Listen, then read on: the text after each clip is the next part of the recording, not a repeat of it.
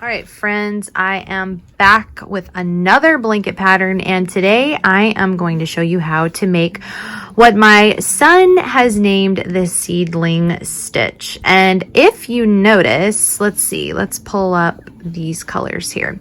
So if you notice, we are alternating between 3 colors and 2 different styles of Tunisian stitches. This one here, which I have featured before, is the Tunisian knit stitch. You can kind of see it in this plum purple. It has got the look and mimic of a knit stockinette. And then this one here has a lot more texture. You can kind of see these diagonal lines. And this is a stitch that I created. I haven't seen it anywhere. If you know what it is or its actual name, feel free to comment that down below. But this is just a stitch that I just kind of made up. And I combine these 2 stitches together to kind of have just a cool alternating texture. And then of course, you guys know I love stripes, and I have been tirelessly working to, if you hear kiddos laughing, my kids are watching Alice in Wonderland. But I've been tirelessly working to use up yarn in my stash because I have so many fun things planned for fall and winter that I wanted to make sure that a lot of my inventory was gone so I could make room for new yarns. So with all that said, we are going to dive right in, and as always, head down into the description and all the links for everything will be there. So without further ado, let's get started. So to begin, we're going to make a slip knot, and depending on which size blanket you're making, you'll want to chain the correct number. Depending on which size you're making will determine how many chains you need to do. I am just chaining an even number for right now. Let me adjust this. And if you're needing Tunisian hooks, I have those linked below as well. So I'm just going to chain an even number. So 1, 2, 3, 4, 5, 6, 7, 8, 9, 10, 11, 12, and I think I'll go to 16, 13, 14, 15, 16. So the first stitch that we do is the Tunisian knit stitch. And if you're not familiar with Tunisian, it's just a left or forward back alternating passes doing different combinations of stitches in the things. And I'm going to go slow, so don't fret or be concerned like, oh, I can't do this. So kind of like regular crochet, we're going to start by putting a stitch right here into the second from the hook. So we never count the loop that's on our hook. We ignore that. We're looking down here. So this would be 1 and 2. So we go into the second one, we yarn over, and we draw up a loop. Now in normal crochet, you would want to like yarn over and pull through and do all of that. But in Tunisian, we're kind of collecting our loops. That's why we've got this little helper right here on the end of our hook. We're collecting our loops here, and that's what gives us that knit look, but with a crochet kind of style. So we just continue all the way across doing these insert yarn overs, and we're just collecting our loops on the hook. Now we chained 16, and by the time we get to the end, we should have 16 on our hook. That is always a way to tell if you're adding or taking away, and it's a little difficult to add and take away from Tunisian crochet. The areas where you would do it would be the beginning and the end. That's usually where that happens or takes place. So if we wanted to double check, 1, 2, 3, 4, 5, 6, 7, 8, 9, 10, 11, 12, 13, 14, 15, and 16. So now we're going to do what's called the standard reverse row, and that's a yarn over. You pull through 1 loop, so you do that on the end, and then it's a yarn over, pull through 2, yarn over, pull through 2, and you just keep doing yarn over, pull through 2s all the way across. Now, a few things I want to mention. Don't pull your work super tight. If you tend to be a tighter crocheter or even a tighter knitter, and this is your first time doing Tunisian crochet, I highly recommend that you instead go up a hook size so as to alleviate any frustrations. Alrighty, so we've got this kind of chunky little caterpillar-like thing going on here. And to complete our Tunisian knit stitch, normally you would work, you know, things like this into this bar. And we are going to utilize that bar, but we're also going to utilize the little bar behind it. So to achieve the knit stitch, we're actually going to place our hook in between both of those stitches that I just showed you, and we're going to draw up a loop like that. And so here, right there, that little spot indicated, you stick your hook all the way through that, yarn over, and draw up a loop. And again, right there, you see the front horizontal bar and then the back horizontal bar. You stick your hook in there, yarn over, and draw up a loop. And you're just going to do this all the way across. And make sure that everything's the same height, because if you're pulling too tight and your stitches are like this, it's not going to lay correctly. So you want to make sure that you're pulling everything up to the correct height as you work your way across. So we do this all the way across the row, just like that. Continue working across the row. And when you get to the end, you have the right here in this last stitch, you don't really worry about working the knit stitch. The main goal is to get your hook behind those two stitches. So you see those two stitches on the ends. The temptation would be just to go through the one, but that's not what you want. You want a nice, clean, smooth edge. So just make sure that your hook goes behind both of those, yarn over, and then draw up your loop. So we've got all those on the hook, and now we're ready to do our standard reverse row. Oh, look, there's some red yarn on there. So we yarn over, pull through one, and then for the remaining stitches on the hook, it's a yarn over, pull through two, and just continue with the yarn over, pull through two until you have one loop remaining on your hook.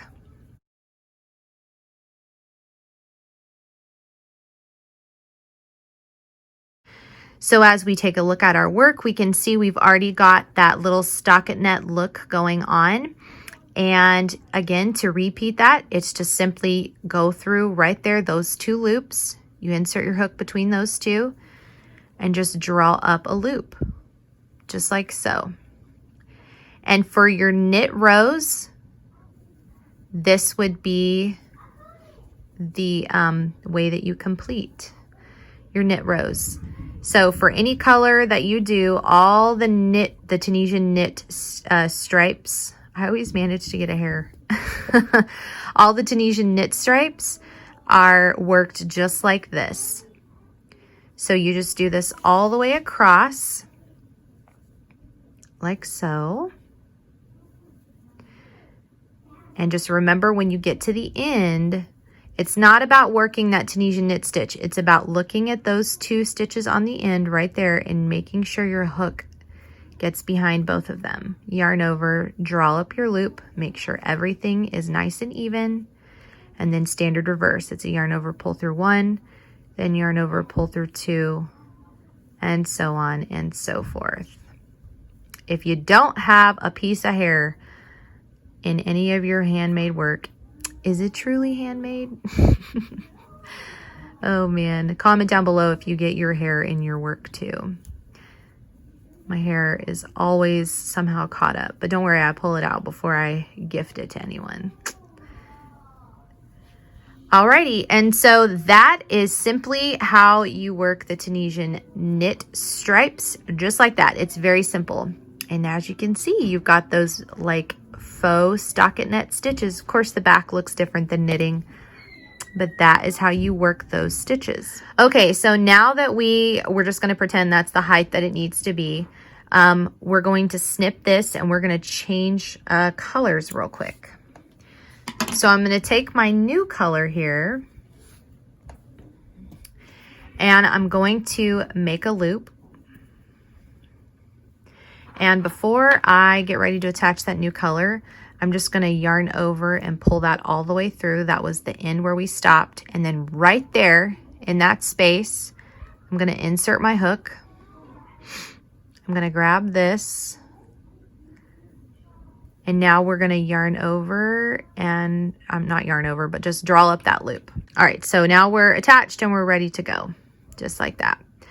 Okay, so this is where things get a little bit different. So what we have here is we will operate between a Tunisian simple stitch and a Tunisian purl stitch. So a Tunisian simple stitch is very simple, just like its name. You're going to go underneath the vertical bar just like this, yarn over and draw up a loop. Then you're going to bring your yarn to the front of your hook, go underneath the same vertical bar, take your yarn, wrap it around just like that, and pull through. And what you have just created is a Tunisian purl stitch. So next is a Tunisian simple, and then we do a Tunisian purl. Bring that yarn to the front, reach under that vertical bar, wrap your yarn back around like that, and then you just go back and forth between Tunisian simple and a Tunisian purl. So a simple and then a purl, just like that. So really easy, but it just gives a really cool texture. So Tunisian simples and Tunisian purls are what we go back and forth between all the way across our row. And then of course, as always, no matter what the stitch is before the last stitch, you always just focus on getting underneath both of those little stitches right there. And you work it like that. So then you just do your standard reverse row. So it's a yarn over, pull through one, and then yarn over, pull through twos all the way across. Really simple. And you guys know I love a simple project that has a big payoff. Those are my favorite kinds. And as we make our way back to the beginning of the row, at this point is where I take the two tails, and right there you can see that knot where we kind of like attached it. I kind of pull that underneath, and then I just tie these together to kind of secure it so it's not flopping all around. And I just do two big knots, and later on I'll come back obviously and we weave in ends, but that's how I keep that in place. So put my hook back through there, take my working blue yarn, and as we look, we can see that we started off with a Tunisian simple stitch. So we want to start off differently this time by doing a Tunisian purl. So we're bringing our yarn to the front. We're going to go under that. We're going to work a purl stitch, and the purls are indicated by these little humps. So you know that that's a purl and that's a purl right there. So a purl was that one, and now we want to work a Tunisian simple. So we reach under that bar and we work a Tunisian simple. So you can see right there, that's a purl, that's a simple. And then see how there's two bars on top of each other? That's a simple. So we need to do a purl on this next one. We reach it underneath there and work it as such. So really simple, like I said. And as we work our way across, you can see, don't pay attention to the ending stitch, but you can see that's a purl, that's a simple, that's a purl, that's a simple. Bring your yarn to the front. We're going into that next one, working a purl, into the next one, simple, and just purls and simples all the way across.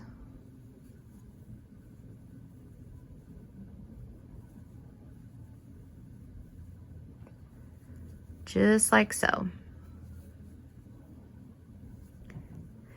And it's just a repeat of those two rows. So you start off one with, whenever you are working this little stripe, you start off with either a purl or a simple, and then you do a standard reverse row, and then as you work back across, you start off with the next one. So this is your standard reverse row. And again, all of these reverse rows are worked exactly the same for this blanket pattern. Just like that. Really easy. And then even if you don't want to follow the pattern, all you got to do is say, okay, I did a purl there because the 2 bars are on top of each other. So this one's got a hump. That hump tells me I need to do a simple in this one. And then with the 2 bars on top, you know that you need to do a purl.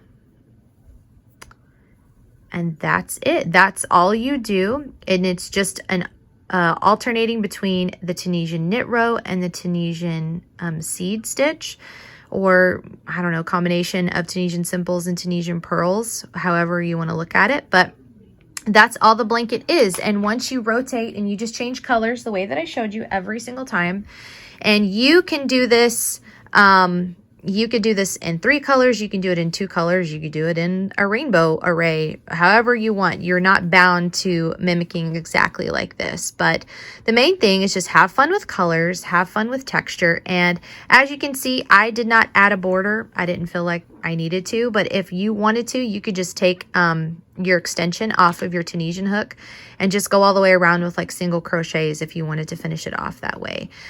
So yeah, all of the information for how many to do for each stripe is linked down below. The point of this video was to just mainly share with you exactly how to do the 2 stitches as well as change colors. And so, yeah, I hope that you like this. It was a simple blanket tutorial, and every Monday I release a new blanket. So you'll definitely want to subscribe to the channel so you don't miss out on that. And I also have a bag that I released today, which you can check out as well. Again, everything is linked down below that was referred to in this pattern, as well as tools and yarns and stuff that are some of my favorites. Thank you so much for watching. Share it with other friends who you think might enjoy Tunisian crochet. And oh, also too, I forgot to mention down below, if you want to sign up for my newsletter that I email out once a week, I have a free pattern that you can get upon sign up. So if you want to check that out, that's linked down below too. Alrighty, have a great day.